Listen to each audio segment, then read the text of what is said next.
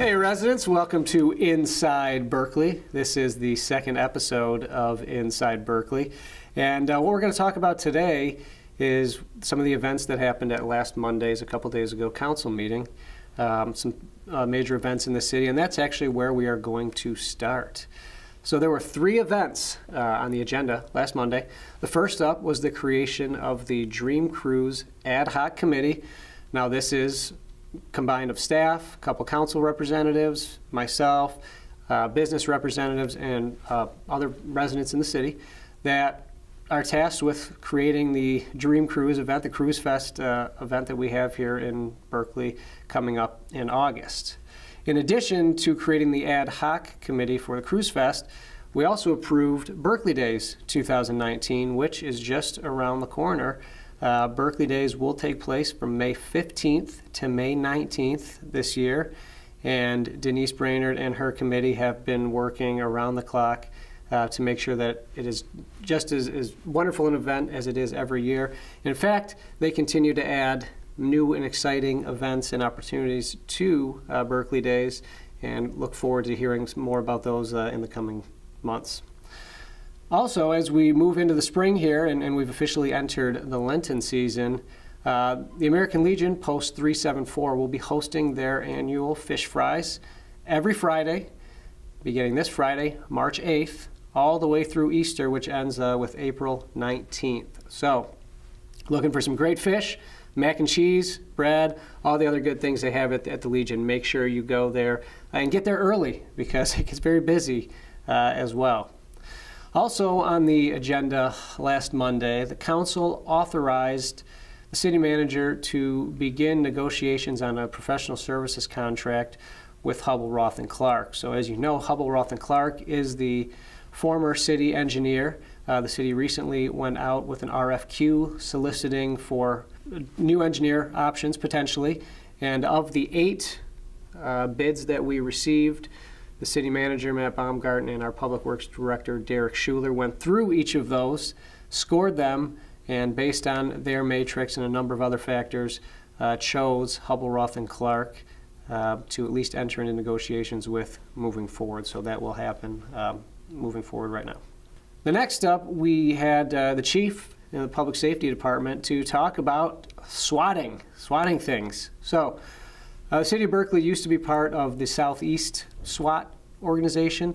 The Southeast Oakland SWAT organization decided that it would make more sense to actually combine with the Oakland County Sheriff's SWAT team instead of having 2 SWAT teams kind of running simultaneously. So we are joining the Oakland County SWAT team. There is not going to be any changes. Cost, everything else is the same as it was before in the Southeast SWAT.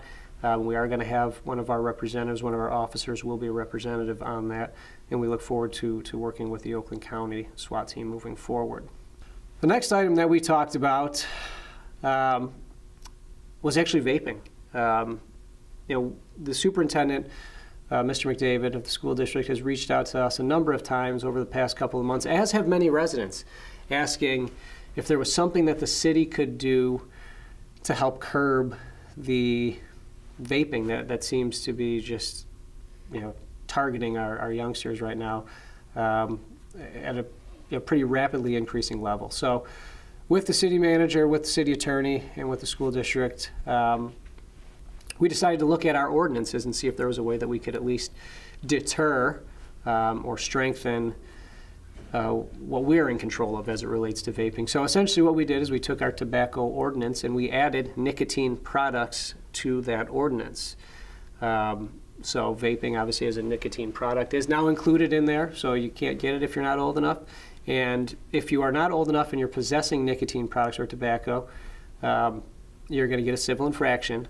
But if you are a business owner that is selling those nicotine products or tobacco products to somebody who is under the age, you will be guilty of a misdemeanor. Okay, so that's an important thing.